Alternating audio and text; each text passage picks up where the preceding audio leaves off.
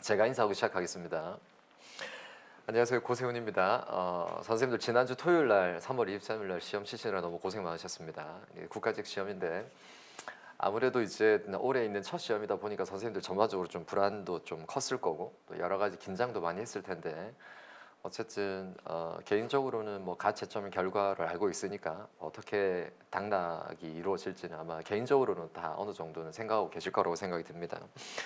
지난주 있었던 국가직 교육학 개론 시험은 제가 생각했던 것보다는 난이도가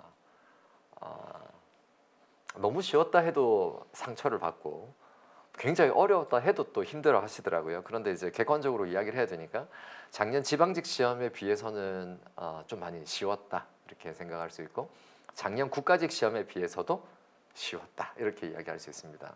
제가 최근에 7년간 정도의 문제를 보고 비교해 본 결과 전반적으로 문항의 길이 그다음 문항을 구성하는 여러 가지 부분에서 이번에 국가직 시험이 왜 그런지 모르겠지만 좀 많이 평이하게 출제를 했습니다. 국가직 시험 자체가 많이 뽑는 시험이 아니기 때문에 전반적으로 교육학 개론 시험에서도 좀 변별력을 높이기 위해서 난이도를 좀 높일 거라고 생각했는데 생각보다 그렇게 많이 높이지 않고 전반적으로는 굉장히 좀 이지하게 좀 출제했다 그러죠. 그렇게 이야기할 수 있습니다. 그래서 이제 학원에서 저에게 전체적으로 총평을 해달라고 해서 전체적으로 9단계 정도에서 몇 단계 정도 되느냐. 그래서 이제 하하, 하중, 하상 뭐 이렇게 뭐 중하, 중중, 중상, 그다음 상하, 상중, 상상. 그래서 제가 중하 정도 될 것 같다 이렇게 이야기했습니다. 그래서 중하 정도가 되면 사실상 난이도가 50% 정답률이 50%가 아니라 한 65% 정도 이상이 될 수 있을 정도로 전반적으로 굉장히 좀 쉽게 구성되었다 이렇게 생각이 듭니다. 그래서 선생님들이 원하는 점수를 얻은 분도 계시고 또 내가 생각했던 것보다 더 좋은 점수를 받지 못한 선생님들도 계실 거라고 생각이 듭니다. 이 시험을 준비하는 선생님들의 대부분이 이제 지방직 시험에 포커스를 두고 국가직 시험을 한번 좀 테스팅한다는 의미로 보시는 분도 계실 거고 또 국가직이 애초부터 목표였던 선생님들도 계실 텐데 어쨌든 이번 해설 강의를 통해서 지방직까지 준비하신 선생님들은 남아있는 시간 동안 전체적으로 어떻게 준비해야 될지에 대한 의미 있는 가이드라인이 되면 좋겠다 생각이 듭니다.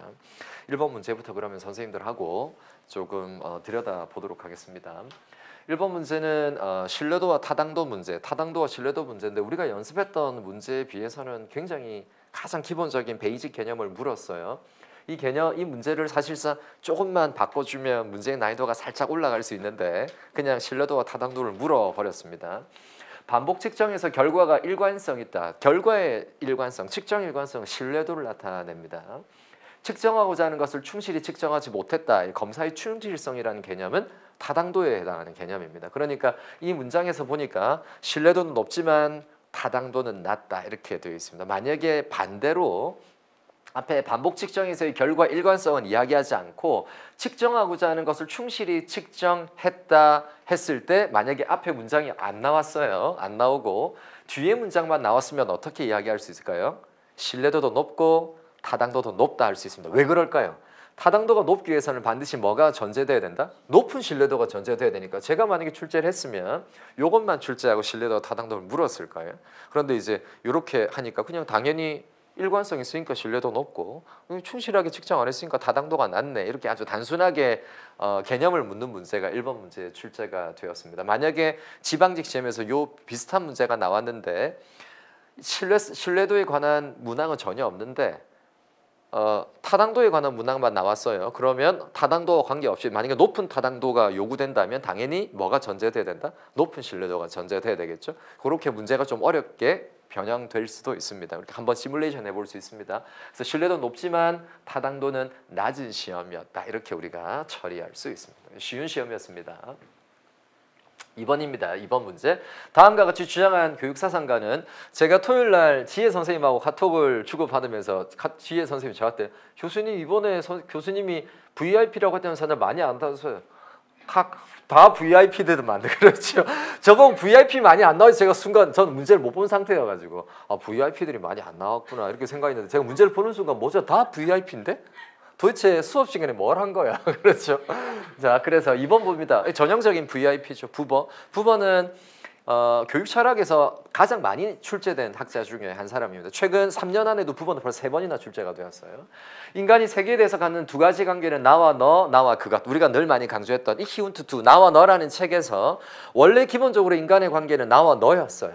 그러니까 신이 인간을 창조할 때 나와 너로 창조했습니다. 그런데 이게 이제 인간이 타락함으로써 나와 그것으로 타락되고 다시 뭐가 필요하다? 진정한 만남을 통한 나와 너로의 관계로 회복이 필요하다. 이게 교육에 접목되면서 인격적인 교사와 학생 간의 인격적인 관계를 통해서 뭐가 필요하다? 그래서 인격적인 만남인 실존적인 만남을 통한 나와 너의 관계가 필요하고 그 과정에서 뭐가 이루어질 수 있다? 만남, 진정한 만남. 또 뭐가 이루어진다? 대화 교육이 가능하다. 대화 교육까지 나왔으면 훨씬 더 좋을 뻔했죠. 이게 없었으면 대화 교육입니다. 나와 너의 관계 안에서만 대화 교육이 가능해짐.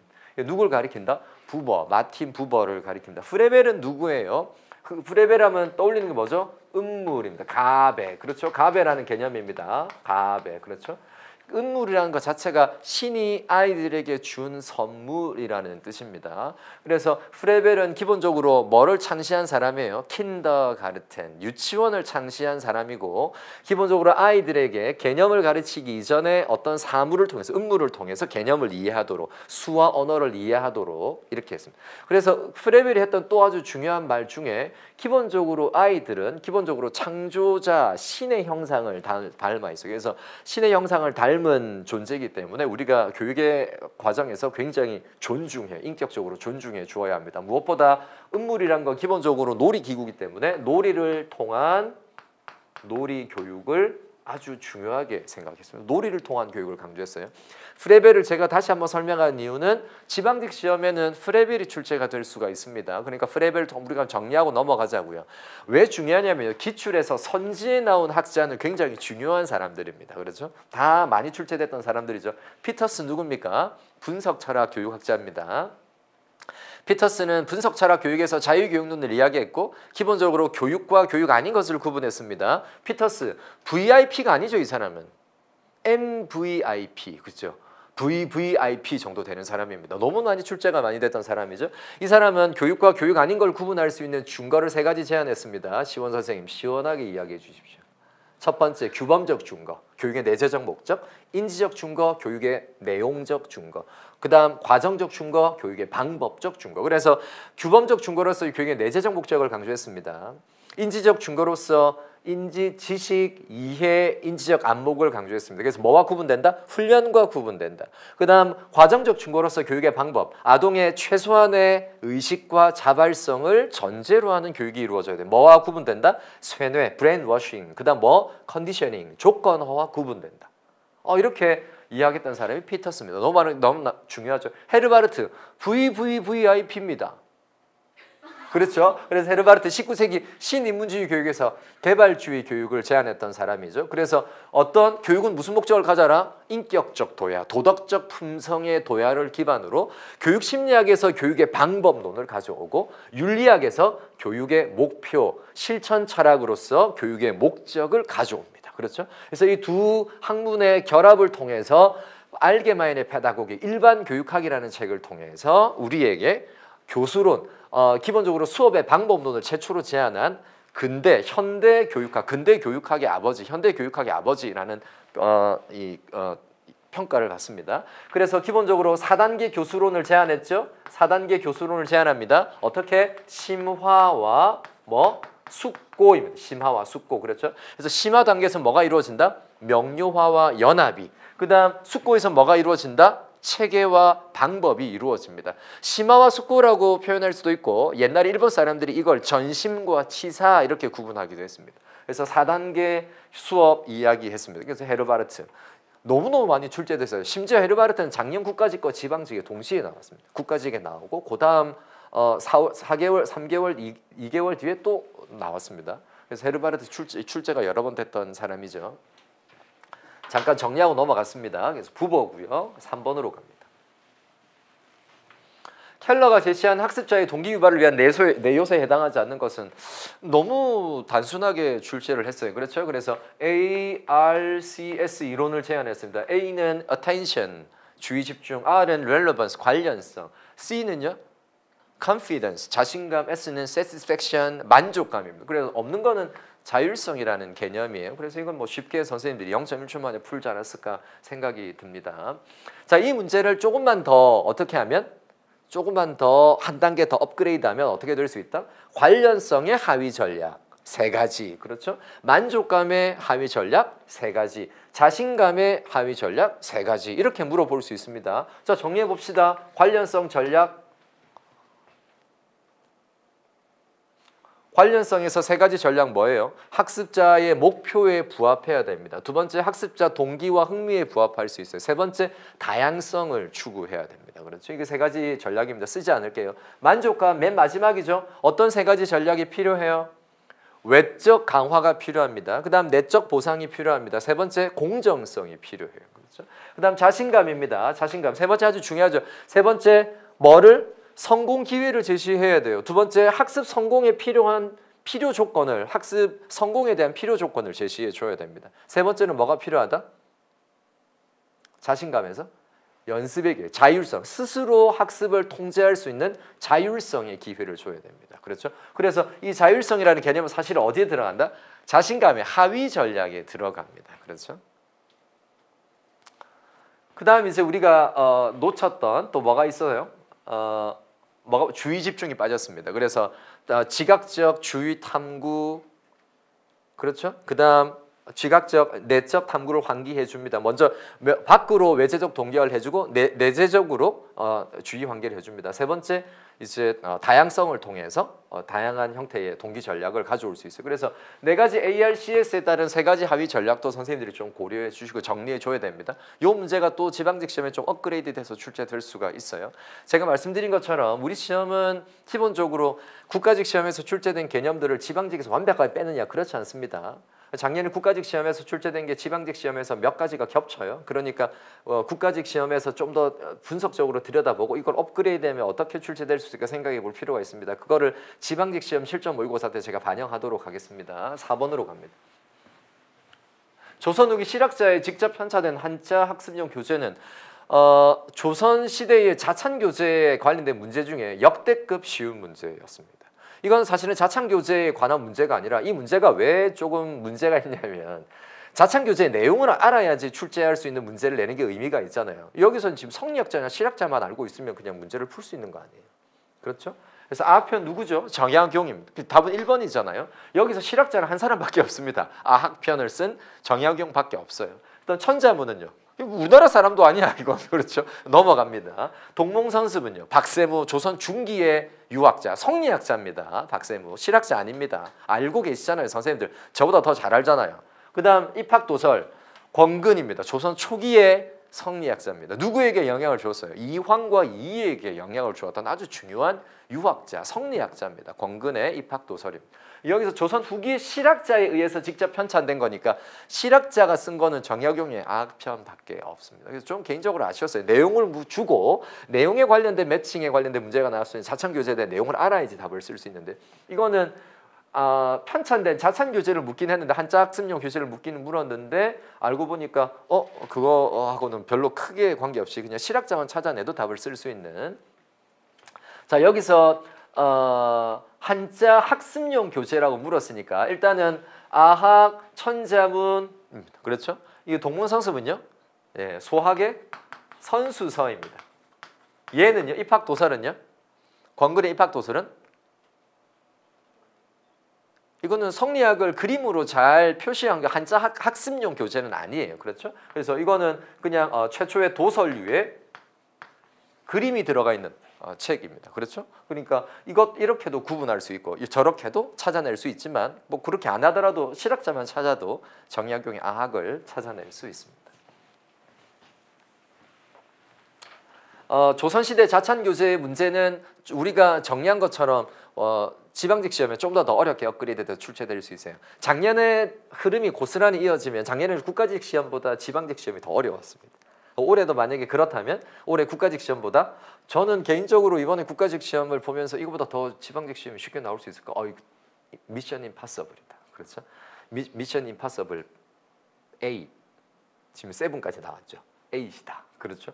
더 쉽게 나오기는 어렵겠다. 그러니까 지방직 시험은 선생님이 더 꼼꼼하게 우리가 원래 준비했던 대로 흐트러지지 말고 좀 더 꼼꼼하게 들어볼 필요가 있겠다. 5번으로 가겠습니다. 생활지도의 원리로 옳은 것만을 모두 고르면 모두 다 맞습니다. 결론적으로는 모든 학생을 대상으로 한다. 뭐예요? 균등의 원리. 그러니까 생활지도의 대상이 어떤 문제를 가진 아이들만 대상으로 하는 게 아니라 모든 아이들을 대상으로 해야 된다는 거죠. 무슨 원리? 균등의 원리입니다. 이거 아직 알고 있어야 돼요. 이게 무슨 원리인지. 내용을 물어요. 역으로는 이게 무슨 원리인지 묻습니다. 치료나 교정이 아니라 예방에 초점을 둡니다. 적극적 예방의 원리입니다. 그렇죠? 자, 세 번째, 인지적 발달뿐만 아니라 정의적 신체적 발달도 함께 도모해야 됩니다. 전인의 원리입니다. 자, 여기서 한 가지 빠진 게 있어요. 훨씬 더 중요한 게 하나 있습니다. 제가 많이 강조했던, 또 시험에도 출제했던 계속성의 원리. 생활지도는 기본적으로 학교 교육과정과 생활지도가 분리되어 있는 게 아니라 유기적으로 통합적으로 이루어져야 돼요. 생활지도를 하는 사람과 수업을 하는 사람이 따로 있는 게 아니라 모든 전 교직원이 혹은 교육과정과 생활지도가 모두 하나의 학교 교육과정 안에 통합적으로 유기적으로 이루어져야 돼요. 그걸 무슨 원리라고 부른다? 계속성의 원리다 이렇게 부릅니다. 굉장히 중요하죠. 그렇죠? 여기까지 함께 챙겨 두셔야 합니다. 특히 계속성의 원리 굉장히 중요합니다. 6번으로 갑니다. 다음 설명에 해당하는 지능은 커텔과 호온이 제시한 지능 개념입니다. 그래서 우리가 커텔의 이론으로만 정리했는데 원래 이제 호온과 같이 했습니다. 유전적, 생리적, 이거 생득적 지능이구나. 뭐죠? 유동적 지능입니다. 유동적 지능입니다. 그렇죠? 그래서 기계적, 암기, 지각, 일반 추리, 능력과 관련되어 있고 청소년까지 증가하다가 성인 이후에 점차 쇠퇴합니다. 즉 이 지능은 교육과 문화와 관련이 있다 없다? 없다. 그렇죠? 그러니 그냥 인간의 지능에 뇌의 발달과 관련 있는 지능이 유동적 지능. 결정지능은 후천적 지능입니다. 교육과 문화의 영향을 받습니다. 다중지능, 가드너의 다중지능 8가지 지능을 이야기했습니다. 성공지능, 스턴버그의 3가지 삼원지능을 이야기했습니다. 정리할까요? 무슨 지능이 있어요? 요소 하위 이론, 또 무슨 하위 이론? 경험 하위 이론, 또 무슨 이론? 맥락 하위 이론, 상황 하위 이론. 그래서 요소 이론은 무슨 능력? 분석적 능력. 경험 하위 이론은 무슨 능력? 창의적 능력.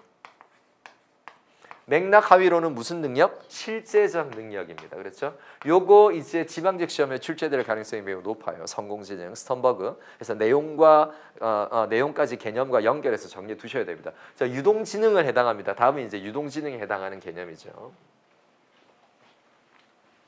잠깐만 결정지능 다시 넘어가면 결정지능은 무슨 교육과 관련돼 있다? 평생 교육 혹은 성인 교육과 관련되어 있습니다. 성인 교육이 가능한 이유. 만약에 유동지능 관점에서 성인 교육, 평생 교육은 불가능합니다. 왜냐하면 인간의 신체가 쇠퇴함에 따라서 신경생리학적 쇠퇴에 따라서 뇌도 쇠퇴하니까 성인이 되거나 나이가 들어서 학습한다는 건 불가능하잖아요. 그런데 후천적 지능으로 교육과 문화의 영향을 받고 다양한 경험을 통해서 오히려 문제 해결력이나 언어 이해력이 더 올라간다면 성인 교육과 평생 교육이 의미가 있는 거예요. 그래서 지능적, 심리학적 이론에 지지를 받는 중요한 지능은 결정지능, 평생교육과 성인교육과 결정지능을 연결해 두셔야 합니다. 7번으로 갑니다.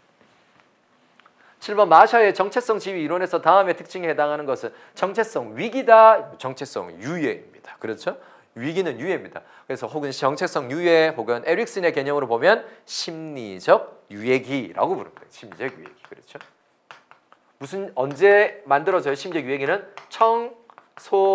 청소년기에 정체성 확립, 신자는 주군을 따르고 정친생자 할 때 청소년기에 해당하는 발달 과업은 정체성 확립이잖아요. 이때 정체성 확립을 위해서 학생들이 자신의 진로와 적성을 탐색할 수 있는 기회, 심리적 유예기입니다. 그래서 구체적인 과업에 전념하지 못해요. 위기는 있지만 과업은 전념은 하지 못하는 상태, 정체성 유예입니다. 그래서 정체성에 대해서 적극적으로 탐색하는 시기를 마샤는 정체성 유예다.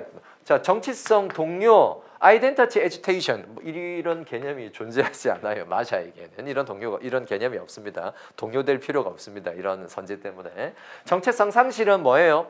이거 타인의 가치를 받아들였어요. 그래서 뭐는 있다? 위기는 없는데 뭐만 있다? 전념만 있습니다. 위기는 없고 전념만 있는 상태예요. 그래서 열심히 하긴 하는데 자신의 정체성을 성취할 수 있는 기회는 상실해버려요. 타인의 가치를 받아들였어요. 언제 현타가 온다? 성인기에 들어서 나는 왜 공무원이 됐지? 엄마가 공무원 하라고 해서 열심히 해서 공무원 했는데 열심히 하다가 3년쯤 되다가 현타가 온 거예요. 그렇죠? 정체성 상실이 되는 거죠. 유예입니다. 혼미는요. 말 그대로 이제 혼미한 상태예요. 그렇죠? 위기도 없고 전염도 없습니다. 중요한 건 뭐냐면 이 상태에 있는 사람들이 가지는 특징은 매우 낮은 자존감을 가집니다.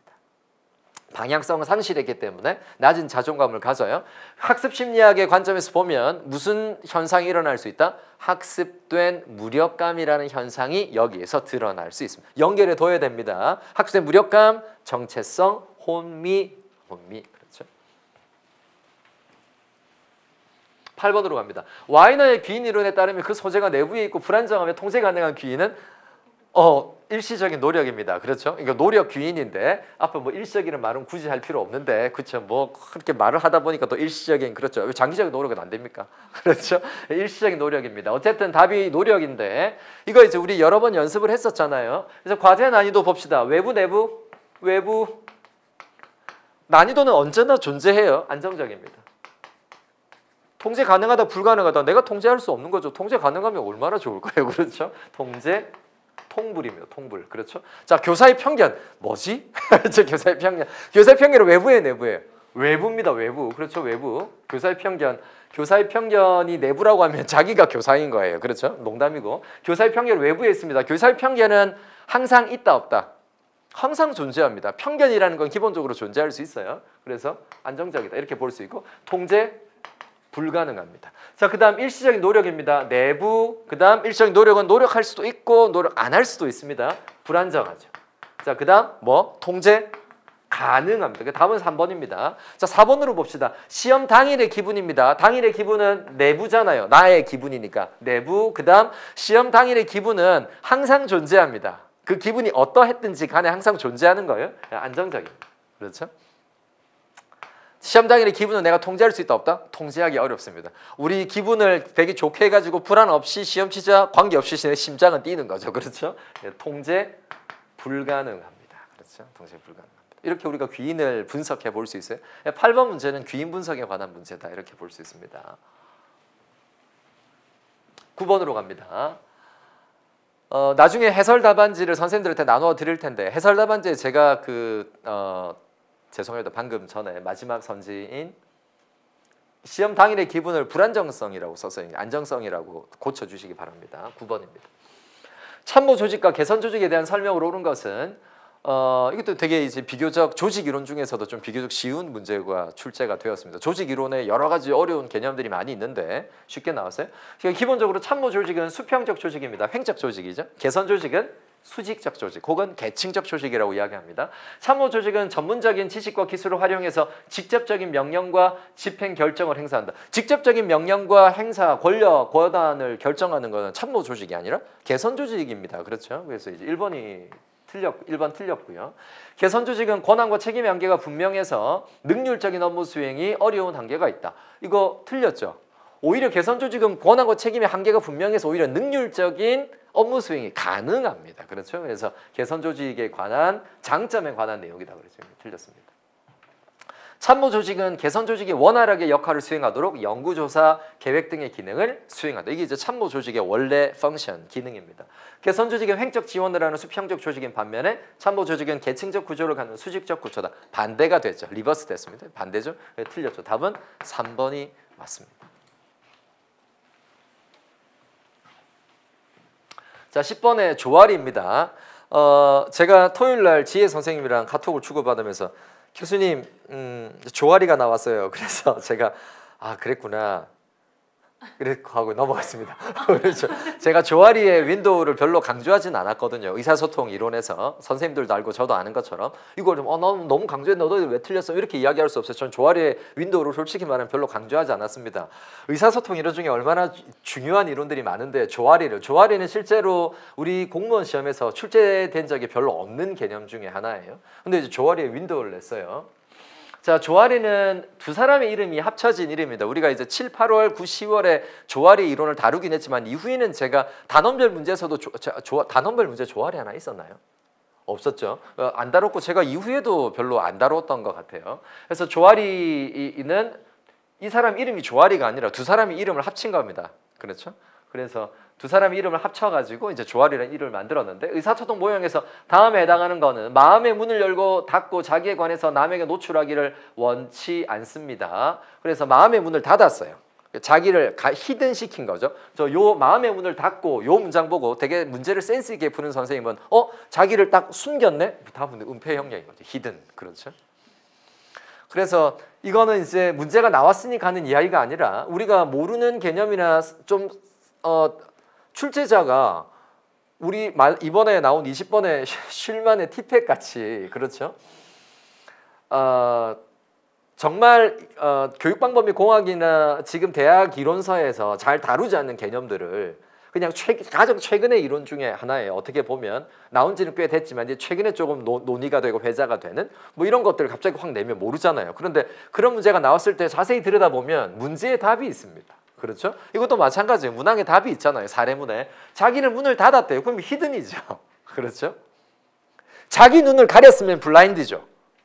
자기를 감췄어요. 그럼 히든이잖아요. 그렇죠? 이렇게 문제를 풀 수 있는 센스도 때로는 필요합니다. 어쨌든 죄송합니다. 제가 조아리를 한 번이라도 좀 더 한 문제라도 다루었어야 되는데 제가 한 번이라도 더 다뤄야 될 문제들이 더 많아가지고 조아리는 뺐었는데 어쨌든 마음의 문을 닫고 자기에 관해서 남에게 노출하기를 원치 않아요. 여기서 중요한 게 마음의 문을 닫았기 때문에 자기한테는 개방이 돼 있는데 여기서 자기 그다음 타인입니다. 자기는 개방되어 있는데 타인에게는 어떻게 돼 있다? 어떻게 돼 있어요? 예, 노출이 안 돼 있어요. 이게 이제 은폐 영역, 히든 영역입니다. 그렇죠? 그래서 자기는 기본적으로 자기에 대해서는 열려 있지만 타인에 대해서는 닫혀 있는 상태에서 이제 이런 사람들은 어떤 형태로 드러나냐면 되게 과묵형의 사람으로 드러납니다. 되게 좀 과묵한 사람으로 다른 사람에게 잘 안 드러나요. 그렇죠? 자기의 생각이나 감정을 표출시키지 않으면서 상대로부터 정보를 얻기만 하려고 합니다. 자기 자신에 대해서 다른 사람들은 전혀 모르고 있고 본인만 알고 있는 정보로만 구성되어 있어요. 그래서 다른 사람들 때 그럼 저 사람 되게 좀 과묵한 사람 왜냐하면 알 수가 없으니까 자기만 알고 있으니까 그리고 되게 과묵한 사람으로 드러납니다. 그렇죠? 자 이제 개방 영역 보겠습니다. 개방 영역 1번으로 보겠습니다. 1번. 자기한테도 개방되어 있고 타인에게도 개방되어 있습니다. 그렇죠? 이 사람은 되게 민주적인 쌍방향의 의사소통이 가능한 사람입니다. 그래서 이런 사람도 우리가 뭐라 부르냐면 민주형이다 이렇게 부릅니다. 이제 2번으로 보겠습니다. 무지. 자 무지 보니까 영어로 보니까 뭐가 있어요? 블라인드죠. 블라인드. 자기가 가려져 있어요. 자기가 가려져 있으니까 자기는 잘 몰라. 자기에 대해서는. 자기에 대해서는 블라인딩 되어 있고요. 자기는 가려져 있고 다른 사람은 이 사람을 보잖아요. 그래서 타인에게는 개방되어 있습니다. 그러니까 마카파일 가능성이 높아요. 그래서 이런 사람들이 되게 독단형의 사람으로 드러납니다. 보이는 게 없어요. 이 신화 보이는 게 없다 이렇게 되는 거예요. 그래서 되게 독단적이죠. 독단적입니다. 독단적이란 말은 다른 말로 하면 되게 에고이스틱, 이기적인 사람들입니다. 신봉사 보십시오. 심청전에 나오는 신봉사 얼마나 이기적입니까? 자기 눈을 뜨기 위해서 자기 딸을 팔아요. 이용해요. 그렇죠? 또 누구도 이기적이에요. 사실은 심청이도 이기적이에요. 그렇죠? 아빠랑 의논하지 않고 자기가 마음대로 자기를 던진 거잖아요. 심지어 뺑덕 엄마도 이기적인 사람이에요. 그렇죠? 맹인잔치에 신봉사 데려가다가 버려버리잖아요. 다 이기적이야. 그렇죠? 다 독단적으로 행동해. 다른 사람과 의논 안 해. 의사소통이라는 과정이 상호성이 전제되어야 되는데 그거 없이 그냥 독단적으로 행동합니다. 블라인딩 돼 있는 거죠. 무지 영역입니다. 세 번째 미지 영역입니다. 자기한테도 어떻게 돼 있고 자기도 모르고 아무도 모릅니다. unknown. 그렇죠? 무슨 형으로 드러난다? 폐쇄형으로 드러난다.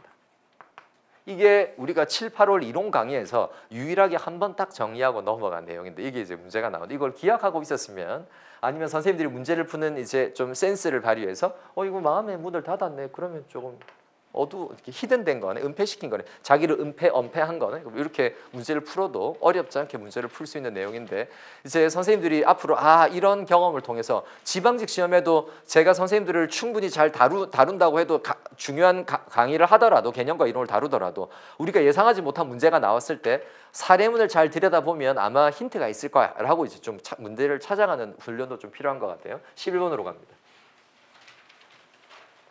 교육과 관련해서 우리나라 헌법에 명문화되어 있지 않는 것은 우리는 국가직 시험을 치면서 실전 모의고사 때 선생님들에게 가장 많이 받은 피드백 중에 하나가 교수님 저는 교육관계법이 너무 약하니까 좀 많이 다뤄주세요. 그래서 가능하면 좀 많이 다루려고 노력했고 좀 더 광범위하게 다루려고 노력을 했습니다.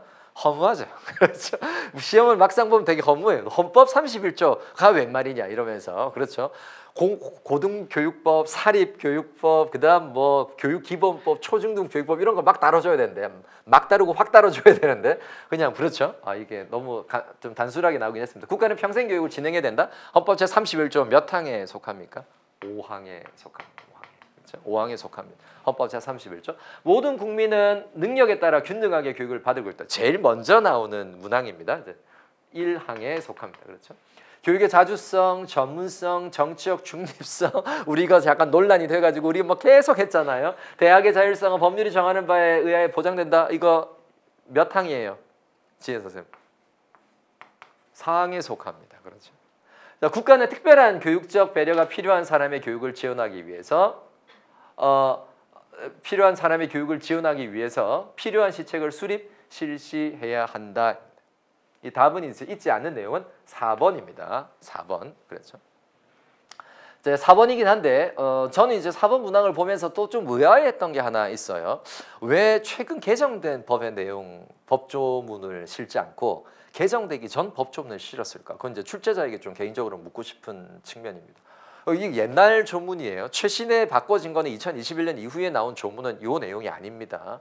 국가는이 바뀝니다. 국가는에서 국가와 하면 그 다음에 나오는 우리 법조문은 항상 나오는 개념이 주체가 있어요. 누굴까요? 지방자치단체는 자, 그래서 최근 바뀐 거는 2021년입니다. 지방자치단체는 국가와 지방자치단체는이 들어가야지 최신 조문이에요. 이거 옛날 조문입니다. 그 다음 교육적 배려가 할 때 여기도 빠졌습니다. 뭐가 빠졌냐면 신체적, 정신적, 지적 장애 등으로 이게 빠졌습니다. 그렇죠. 이게 최신 조문이에요. 그래서 국가와 지방자치단체는 신체적, 정신적, 지적 장애 등으로 특별한 교육적 배려가 필요한 사람의 교육을 지원하기 위해서 필요한 시책을 실시, 수립해야 한다. 이게 최신 조문입니다. 이게 옛날 조문을 실었어요. 어쨌든 우리나라 헌법에 명문화되어 있지 않는 내용은 4번입니다.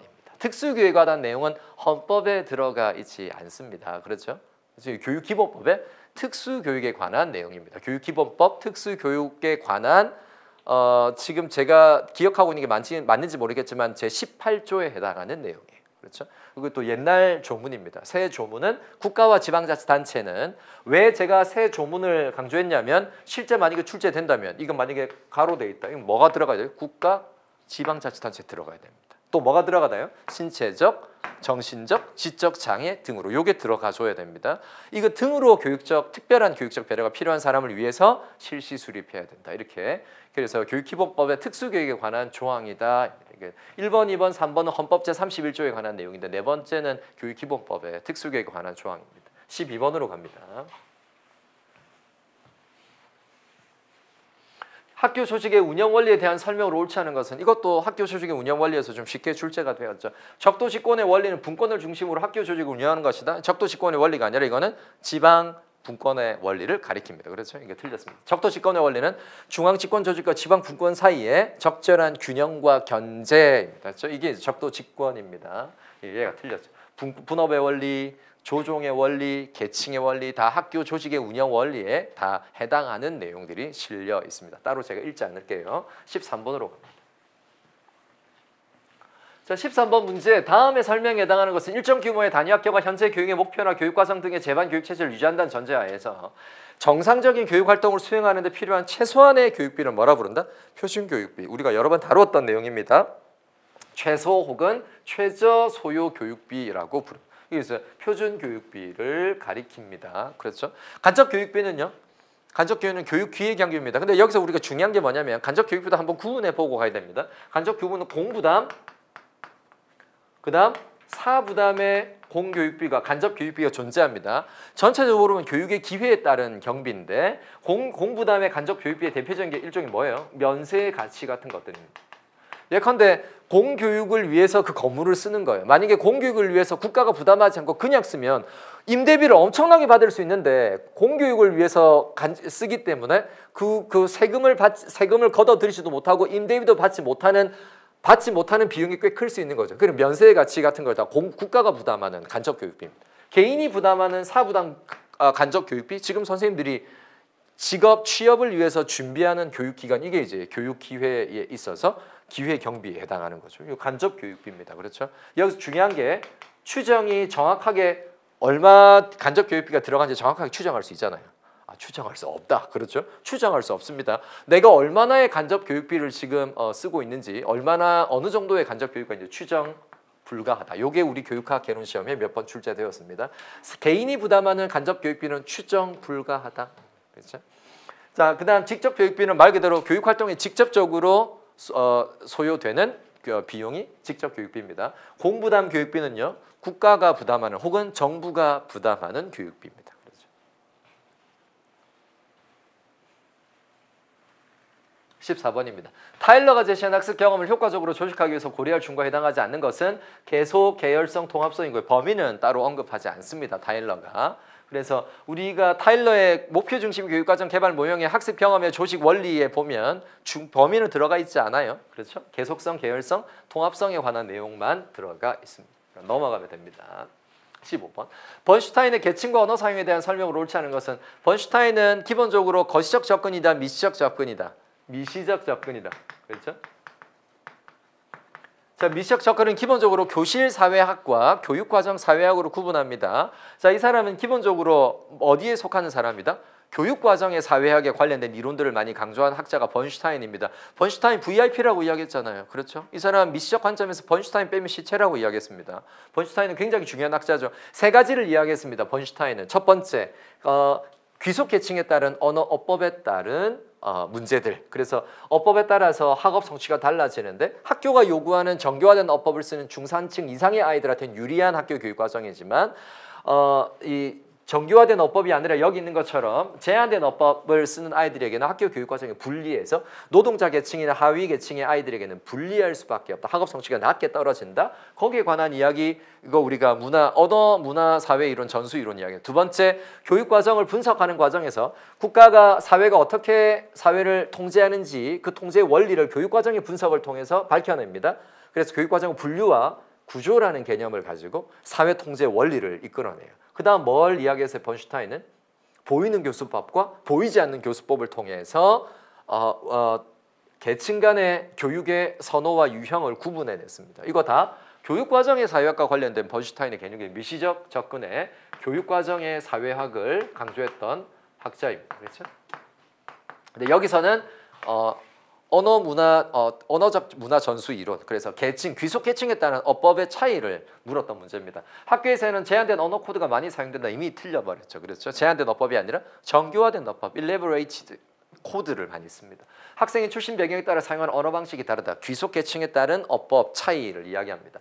중위층 가정의 아이들은 정교한 어법을 많이 씁니다. 그렇죠? 노동자 계층 아이들은 제한된 언어 코드를 많이 사용합니다. 문항도 굉장히 쉽게 더 이상 꼬지 않고 그냥 직설적으로 다 썼어요. 쉽게 느끼는 이유가 여기에 있습니다. 문항을 더 이상 꼬지 않았어요. 그렇죠? 이번에 출제자들은 별로 꼬이지 않는 사람들이 들어간 것 같아요. 16번으로 갑니다. 다음에 설명에 해당하는 것은 몸에 각인된 행동 거지. 좀 그렇다 그랬죠? 행동 거지. 말하고 생각하고 행동하는 방식으로 계급적 배경을 설명합니다. 문화 자본의 일종이다. 그 유명한 아비투스. 그렇죠? 그래서 아비투스에 관한 내용입니다. 누구의? 부르디에의. VIP잖아요. 얼마나 놀랬다고 제가. 교수님 이번에 VIP가 거의 안 나왔습니다. 자, 1번 아비투스입니다. 자, 문화자본의 일종이죠. 그럼 문화자본은 세 가지 유형이 있습니다. 그렇죠? 얘는 아비투스적 문화자본입니다. 그렇죠? 또 어떤 문화자본이 있다? 지혜 선생님. 객관화된 문화자본이 있습니다. 또 뭐가 있어요? 제도화된 문화자본이 있습니다. 제도화된 문화자본이 있어요. 객관화된 문화자본이 뭐예요?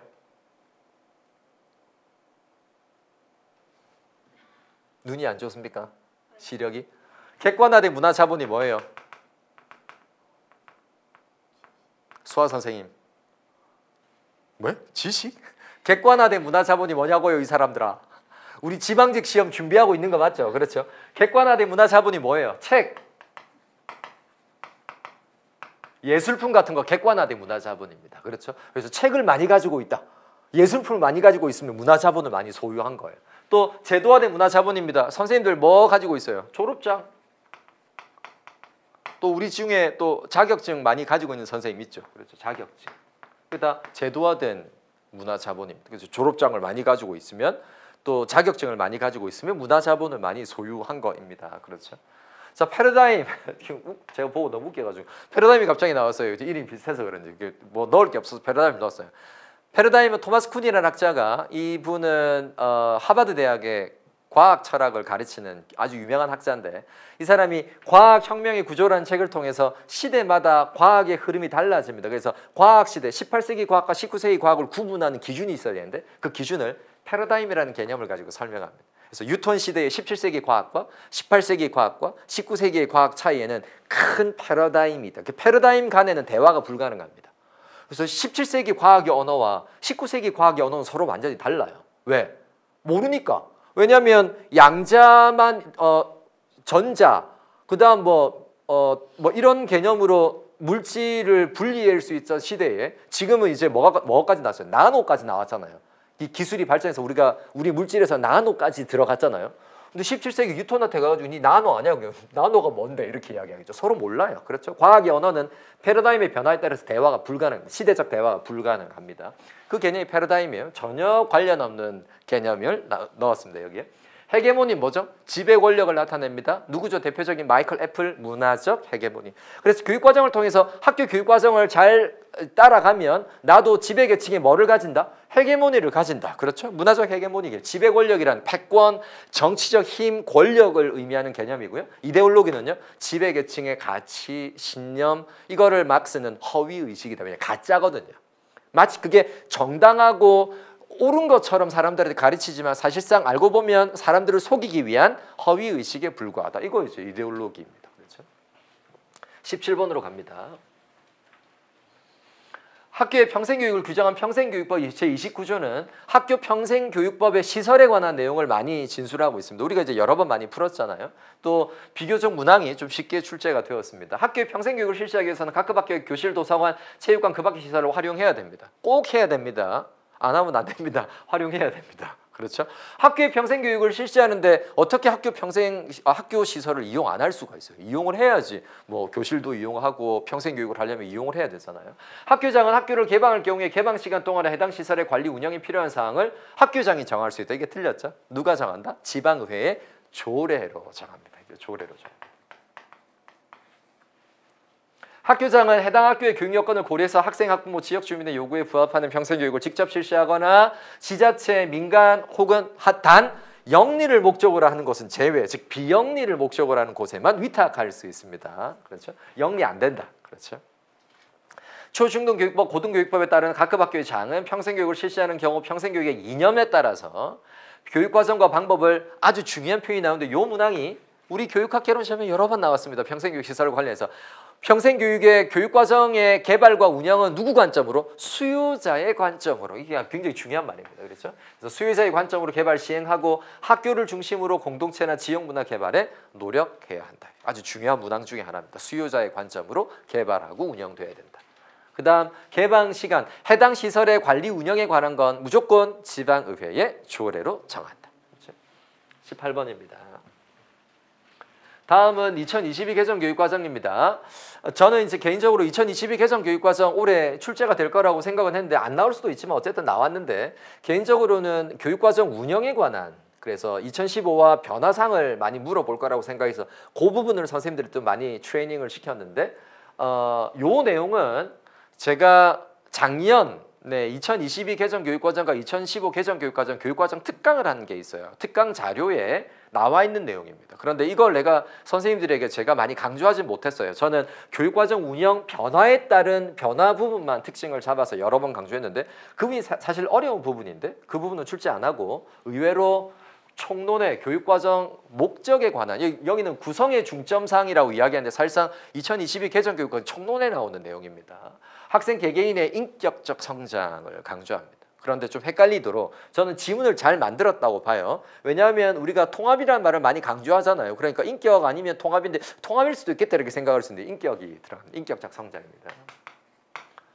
다음 두 번째 아주 중요합니다. 두 번째는 우리가 이번에 할 때도 많이 강조했던 정보 교육이 강화되면서 뭐를 강조한다? 디지털 소양의 강조를 여러 번 이야기했습니다. 디지털 소양입니다. 디지털 기초 소양. 그래서 세 가지 언어, 수리, 디지털 소양. 근데 요거는 또 나올 수 있습니다. 디지털 소양. 그래서 뭐로 이어진다? 정보 교육의 확대로 이어집니다. 2015 개정 교육과정보다 2022 개정 교육과정의 정보 교육이 더 확대됩니다. 왜냐하면 디지털 소양이라는 교육과정의 중요한 목표가 있기 때문입니다.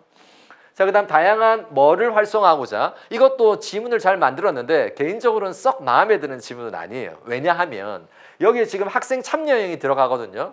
학생 주도형은 틀리냐?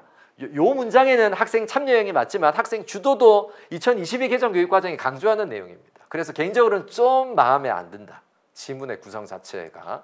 왜냐하면 여기서 학생 주도라는 말을 써도 그럼 완전히 틀리는 말이냐? 절대로 틀리는 말이 아니고 학생 참여와 주도 이 두 개념을 강조하거든요. 근데 여기에 들어가는 말이 학생 참여이기 때문에 학생 주도는 안 된다. 저는 개인적으로 좀 아쉬운 문항 구성이었다고 생각합니다. 학생 주도도 너무 중요합니다. 왜? 우리 교육과정은 궁극적으로 자기주도 학습을 강조하거든요. 이게 총론에 강조된 내용이고 학생 주도가 궁극적으로 우리가 가야 되는 오리엔테이션 방향입니다. 그런데 여기는 이제 학생 참여형만 들어갈 수 있다고 이제 문항을 만들어서 개인적으로는 그게 좀 아쉬웠어요. 어쨌든 여기에 들어가는 거는 둘 중에 하나를 선택해야 되니까 학생 참여가 들어가야 됩니다. 그래서 인격적, 그다음 디지털 소양의 강조, 그다음 학생 참여형 수업의 활성화. 이거는 2022 개정 교육과정에서 강조된 게 아니라 2015부터 강조된 내용입니다. 그래서 이 세 가지 내용이 어쨌든 2022 개정 교육과정이 국가직 시험에 출제되었는데 개인적으로는 지방직 시험에도 2022 개정 교육이 또 한 번 출제될 것 같아요. 근데 그 내용은 우리가 이번에 실전 모의고사에서 정리했던 운영에 관련된 여러 가지 64시간, 34시간이 늘어나고 그다음 자유학기제의 변화사항 이런 것들이 충분히 출제될 수 있으니까 이미 정리했던 내용들을 꼼꼼하게 다시 한번 조금 같이 살펴보는 시간이 있으면 좋겠습니다. 19번으로 갑니다. 문화실존에 대한 설명으로 옳은 것만을 모두 고르면 이건 이제 우리가 다루었던 문항이 출제가 되었어요. 그래서 이것 때문에 선생님들이 많이 질문도 했어요. 헷갈린다. 문화 상대주의가 왜 나오냐? 문화실존론에서 해서 많이 이제 이야기하고 했는데 이제 결국 나왔습니다. 미국 헤드스타트 프로젝트의 배경이 되었다. 문화실존론은 보상교육 정책으로 이어집니다. 대표적인 보상교육 정책이 헤드스타트, 그다음 미들스타트 이런 것들입니다. 맞고요. 학업의 학생의 학업 성취 격차의 원인은 그런데 지금 디귿의 문장을 잘 모른다 하더라도 니은이 틀리기 때문에 답으로 될 수 있는 건 디귿이 틀렸다고도 볼 수 있으니까 이게 틀렸다고 하면 기억만 하면 이것도 틀리겠네요. 어쨌든 학생의 학업 성취 격차의 원인은 학교 요인에 있는 게 아니라 문화 실조에 있습니다. 그러니까 문화적 결손 때문에 학업 성취가 문제 요인이 격차가 생기는 거지 학교 때문에 생기는 건 아니에요. 그렇죠?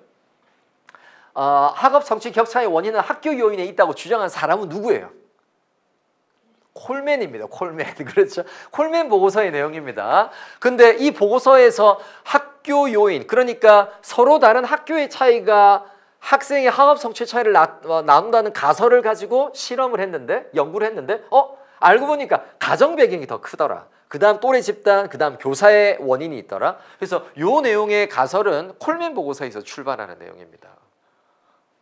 그 다음 세 번째, 문화 상대주의자들은 그래서 학교 요인이 있는 게 아니라 문화적 차이 때문에, 문화적 결손 때문에 학업 문제가 생기는 거죠. 문화실조론에 관련해서는. 문화 상대주의자들은 문화실조라는 개념이 성립할 수 없다고 비판한다. 이건 맞는 문장입니다. 자, 뭐냐니까 문화실조라는 개념이 되게 상대적인 개념이에요. 그런데 문화 상대론적 입장에서는 문화실조라는 게 나는 이해가 안 된다. 왜냐하면 이 개념 자체가 어떻게 너희들한테는 실조인지 모르겠지만 우리한테는 실조가 전혀 아니고 우리한테는 실조인데 다른 문화권에서는 전혀 실조가 아닌 경우들이 많이 있습니다. 자, 이거는 사실상 뭐 어떤 개념이기도 하냐면, 그러니까 제국주의, 그러니까 서구 열강이 예컨대 아시아의 왔습니다. 오리엔탈리즘. 그러니까 아시아에 와서 많은 이제 식민지를 하면서 인도 사람들 보면서 인도 사람들 되게 미개하다고 느끼는 거죠. 왜 미개하다고 느껴요? 서양의 관점에서 보면 인도 사람들이 미개하다고 느껴요. 그래서 얘들이 문화적으로 실조가 된 애들이다. 그러니까 서양의 교육을 얘들한테 이식해야 된다고 생각합니다. 이게 기본적으로 서양의 열강의 관점, 제국주의의 관점, 혹은 선진국 위주의 관점이에요. 그러니까 문화실조라는 개념은 애초부터 선진국의 관점에서 문화실조라는 개념이 가능합니다. 우리는 외과적 수술을 하는데 미국의 서구 열강의 애들이 이제 중국하고 전쟁하면서 중국에 들어갔는데 중국 애들은 외과적 수술을 하지 않고 침으로 하는 거예요. 이 새끼들 뭐 하지 얘들? 이거 수술은 째야지 암은. 근데 얘들은 침으로 하는 거잖아요. 사실상 뭐가 더 뛰어난 거예요? 외과적 수술이 제일 무식한 겁니다. 그렇죠? 중국 애들이 볼 때는 얘들은 되게 무식하게 배를 째네. 우리는 침으로 모든 걸 다 하는데 제왕절개 없었어요. 중국에는. 서양 애들은 제왕절개 하잖아요. 중국은 침으로 자연 분만을 유도해냅니다. 뭐가 더 진보된 거예요? 중국이 더 진보된 거죠. 배 째는 것보다. 그렇죠? 너희들 제왕절개는 후유증이 되게 심해요. 일단 외과적으로 절개를 해야 되고 다시 꼬매야 되고 뭐 이러잖아요. 근데 중국은 침으로 혈의 흐름을 파악해가지고 침으로 자연 분만을 이끌어냈거든요. 이거 훨씬 더 진보된 의학이죠. 근데 서양 애들이 볼 때는 중국의 의학이 훨씬 더 여러 가지 면에서 의학적 기술이 결손되었다 이렇게 보는 거예요. 선진국의 관점의 관점입니다. 그러니까 상대주의자들은 그쪽 문화는 그쪽 문화대로 의미가 있고 이쪽 문화는 이쪽 문화대로 상대적인 개념이라고 보니까 문화 상대론적 관점이 있는 문화 실조라는 게 성립 자체가 안 되는 거죠. 왜 이게 실조야? 우리는 우리대로 좋은데. 아프리카 사람들은 아프리카 사람들대로 되게 행복하잖아요. 근데 서양 사람들이 아프리카 가니까 얘들 되게 불행하겠다. 흙 퍼먹고 살고. 이 사람들 제일 행복한 사람들이거든요. 문화적으로 전혀 실조된 게 없어. 나름의 문화와 문명을 가지고 있는 사람들이거든요. 그러니까 되게 문화 상대주의 관점에서는 애초부터 문화 실조라는 건 존재하지 않는다. 이렇게 봅니다. 이제 그 이야기를 하고 있는 건데 우리가 실전 모의고사에도서 이 문제를 다루었던 부분입니다. 문항에서. 그래서 기억과 디귿이 맞고 니은이 틀렸습니다. 자, 슐만입니다. 슐만. 그래서 저는 개인적으로 이제 슐만이 나왔다고 하길래 이번에 잘 찍었으면 100점이 많이 나오겠지만 잘 못 찍었으면 95점이 많이 양산되겠구나 이렇게 생각했는데 우리가 잘 모르는 학자나 개념이 나오면 어디를 잘 보라고요? 사례문을 잘 보라고 이야기했습니다. 사실 사례문을 보면 일단은 티팩을 찾아낼 수 있고요. 티팩을 못 찾아낸다고 하더라도 토요일날 지혜 선생님한테 20번 어떻게 풀었어요 하니까 교수님 저는 일단 속을 해봤어요 이야기했어요. 일단은 슐만하고 어슈어하고는 관련이 없는 것 같아요. 어슈어는 하이니히 이 뭐죠? 수업 매체의 효과적 활용에 따른 수업 설계 모형이 어슈어 모형입니다. 이 제안한 사람이 하이니히예요. 하이니히 혼자 한 건 아니고 하이니히와 제자들이 같이 제안했습니다. 하이니히입니다. 그러니까 일단 아니죠. 어슈어 모형. SAD 성취과제 분담학습이잖아요. 협동학습 모형이잖아요. 누가 이야기했어요? 이거 일단은 하이니히가 이야기했고요. SAD는 슬라빈이라는 학자가 제안했습니다. 슬라빈은 협동학습의 아버지예요. 이 사람이 거의 대부분의 협동학습 모형을 제안했던 학자입니다. 그 유명한 미국의 존스 홉킨스 대학의 교수예요. 이 사람이 SAD를 이야기하면서 주로 수학과 과학에 최적화된 형태의 협동학습을 제안했습니다. 슬라빈이 제안했어요. 일단 SAD는 아니에요. 이거 협동학습 모형이니까 일단 1번, 2번은 무조건 제끼는 거죠.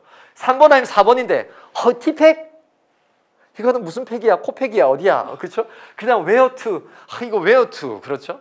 제가 역행설계 모형에서 웨어투가 나오잖아요. 그렇죠? 그래서 처음에 학생들이 어떤 우리가 바라는 결과를 만들어낼 것인지에 대해서 목표를 계획하고 그 다음 학생들이 실제로 수락할 만한 증거를 가지는지를 결정하기 위한 평가 계획을 하고 그 다음 수업 계획을 하는데 수업 계획의 절차적 원리가 웨어2 그러니까 얘는 위긴스와 맥타이 그렇죠 맥타이입니다. 그래서 맥타이 MCTIGH 위긴스와 맥타이가 제안했던 역행설계 모형에 해당하는 게 웨어2입니다. 그러니까 이렇게 해도 답은 티팩이에요. 얘를 모른다 하더라도 사실은 맞출 수 있다. 속어에 나가면 슈어는 하이니시고 STA는 협동학습인데 이건 왠지 협동학습과 관련 없는 이야기인 것 같아. 웨어2 뭔가 좀 기억은 잘 안 나는데 얘도 좀 이거 역행설계 모형을 떠올려냈으면 훨씬 더 좋을 뻔했죠. 그럼 무조건 답은 티팩인데 잘 보면요. 교수 내용 지식에 테크놀로지 지식을 추가한 개념이 슐만의 개념입니다. 그래서 티팩은 뭐냐면요. 이 T가 테크놀로지컬입니다. 그래서 테크놀로지. 그렇죠? 이 K가 뭘까요? 지혜야. 이 뭘까요? K? 날리지. 크날리지. 그렇죠? 날리지입니다. 이 K가 날리지예요. 그렇죠? 지식입니다. 그럼 이 PAC는 뭘까요? 페다고지컬 컨텐츠입니다. 그래서 테크놀로지컬, 페다고지컬 컨텐츠 날리지. 그러니까 요 내용을 보면 티팩, 테크놀로지 뭐지 이거 컨텐트 날리지 뭐 지식이고 티팩이네 이렇게도 찾아갈 수 있어요 사실은. 그래서 사례문을 잘 보고도 답을 찾아낼 수도 있지만 이렇게 소구하는 방식으로 만약에 문항이 우리가 전혀 모르는 선지가 나왔으면 어려운 문항이 될 수 있는데 어슈어도 알고 ST도 알고 웨어2도 알고 있잖아요. 그럼 답은 티팩밖에 없는 거예요. 이렇게 찾아내는 센스도 필요합니다. 이런 센스가 필요 없이 제가 사실은 완벽하게 다뤄줬어야 되는데 그건 일정 부분 저에게도 책임이 있어요. 조아리도 막 그렇죠. 잘 안 다뤄주고 그렇죠. 막 그냥 넘어가고 막 그래가지고 어쨌든 20번까지 선생님들하고 슐만까지 함께 들여다봤습니다. 이제 선생님들의 개인적인 교육학 개론의 점수가 어떤지는 뭐 제가 정확하게 알 수는 없지만 어쨌든 뭐 아쉬움이 모든 시험에 아쉬움이 있죠. 선생님들이 이번에는 작년에 비해서 국가직 시험에서 이제 50명 정도를 뽑더라고요. 작년에 비해서 오히려 경쟁률이 더 높아졌습니다. 거의 한 212, 3대 1 정도 되는. 어쨌든 대부분의 선생님들은 이제 지방직 시험에 이제 도전을 하실 거고. 여러 직렬에 비해서 교육행정직은 실제로 교육행정직을 선택해서 시험에 치는 인원이 전체 51개인가요? 직렬이 52개 직렬 중에도 거의 탑3 정도 돼요. 일반 행정직 다음으로 많은 것 중에 하나가 교육행정직입니다. 그래서 경쟁률도 높고 어쨌든 국가직 시험 치시면서 선생님들이 좀 아쉬웠던 부분 또 국어 시험이든 또 영어 시험이든 한국사 시험이든 행정법 시험이든 교육학 개론 시험이든 어느 부분에서 뚜렷하게 부족한 부분들이 드러났는지가 아마 확실하게 확인이 될 거고 남아있는 시간들이 대략 한 2달여 정도의 시간이 남아 있습니다. 그래서 2달여 정도의 남아있는 시간 동안 문제를 좀 많이 푸는 것도 중요하고 또 영역별로 다시 한번 조금 놓치었던 부분이 있는지 좀 꼼꼼하게 살펴보는 시간을 가지고 지방직 시험에 임하면 좋겠다 싶습니다.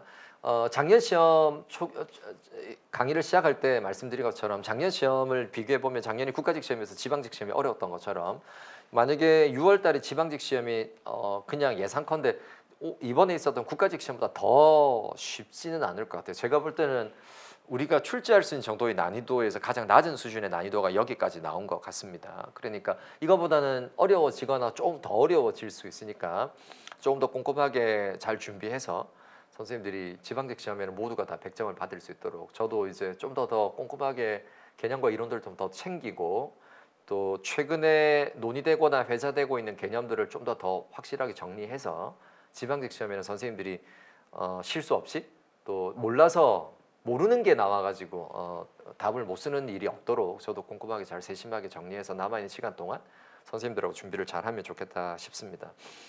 지방직 시험은 우리가 국가직 시험을 준비했던과 동일한 형태의 프레임으로 또 선생님이 준비했던 동일한 방법으로 남아있는 시간 동안 교육학을 준비하시면 될 것 같아요. 저는 일단은 일주일에 한 번 강의를 하는데 한 번의 강의를 2트랙으로 할 예정입니다. 그래서 우리가 원래 매번 목요일은 전체 정리를 하고 그다음 금요일은 실전 모의고사를 받잖아요. 이번에는 일주일에 한 번 하는데 아마 목요일로 정해질 것 같아요. 그래서 목요일 날 강의를 하고 왜냐하면 목요일 오후에 선생님들이 강의가 없어서 좀 여유가 있을 것 같아서 그래서 맞나요? 그렇죠. 금요일은 오후에 한국사가 있어가지고 제가 밀리잖아요. 오늘도 밀렸거든요. 원래 저 2시 반에 해설 강의 했는데 배영표한테 밀리고 그다음 갑자기 학원에서 막 울면서 교수님 4시 이후에 하시면 안 되냐고 해서 왜 갑자기 제가 오늘 오전에 오후 1시에 강의가 끝났거든요. 그래서 제가 3시간을 여기서 기다리고 있다가 이제 해설을 했는데 어쨌든 목요일 날 이제 강의를 하려고 합니다. 그래서 2시간 정도는 요약 다시 한번 총정리, 리마인딩 X를 가지고 하되 그 텍스트를 기반으로 조금 비주얼하게 자료들을 만들어서 선생님들하고 좀 들여다볼 거고요. 그 다음 2번은 실전 모의고사 2번을 볼 예정입니다. 그래서 2시간 정도는 요약 정리, 2회 정도는 실전 모의고사 이렇게 투 트랙으로 갈 생각이에요. 그렇게 해서 4월 둘째 주부터 아마 지방직 시험이 오픈, 지방직 강의가 오픈인데 그렇게 해서 저는 5월 말에 종강입니다. 그러니까 선생님들하고 대략 보니까 한 7번, 8번 정도의 수업이 있을 것 같아요. 그래서 4시간씩 8번 정도, 8번. 그래서 모두 32시간 정도의 시간으로 선생님들하고 같이 지방직을 준비할 수 있을 것 같습니다. 또 개인적으로 공부하면서 좀 궁금했던 점이나 또 뭐 의문 나는 점이 있으면 개인적으로 물어보거나 아니면 또 우리 전체 커뮤니티를 통해서 게시판을 통해서 질문을 하시면 좋을 것 같고 인강 선생님들도 이제 직강에서 좀 이렇게 이런 기회 좀 만나면 좋겠다 싶은데 학원의 운영상 그러니까 인강 선생님들이 직강에 오는 것 자체가 이렇게 루틴한 게 아니어서 그래서 어쨌든 오늘 인강에서 이렇게 한 분이 와주셔서 너무 감사하다는 생각이 들고, 네, 그러니까 이제 아마 인강 선생님들은 직강에 갈 수 없어라는 게 이렇게 서로 약간 좀 이렇게 불문율처럼 돼 있는 것 같아요. 그래서 다음에도 오픈 클래스라는 기회가 있으면 언제든지 인강 선생님들도 좀 올 수 있는 좀 이렇게 필드를 좀 만들어 볼 수 있도록 그렇게 하겠습니다. 어쨌든 지난주 토요일 날 선생님 수고 많으셨고 이제 저 개강을 하려면 아주 한 2주 정도 남았죠. 2주 동안 지금까지 공부해왔던 흐름을 놓치지 말고 루틴을 어느 정도 유지하면서 그럼 오늘 현아 선생님 왜 이렇게 일찍 왔어요? 그러니까 늘어질 것 같아서 이렇게 다른 선생님들은 그럼 늘어져 있나? 뭐 이렇게 생각이 들더라고요. 그래서 아니 혼자 생각해. 그래서 늘어지지 말고 지금 같은 우리 바싹 좀 했었잖아요. 그런데 다시 루틴을 좀 유지하면서 지방직 시험까지 충분히 수면하고 2달 동안 남아있는 기간 동안 최선을 다해서 또 좋은 결과를 함께 만들어내면 좋겠다 싶습니다. 너무 수고 많으셨고 또 해설 강의 들으시느라 고생하셨습니다. 네. 잘 가세요. 제가 인사하고 마무리하겠습니다. 수고 많으셨습니다.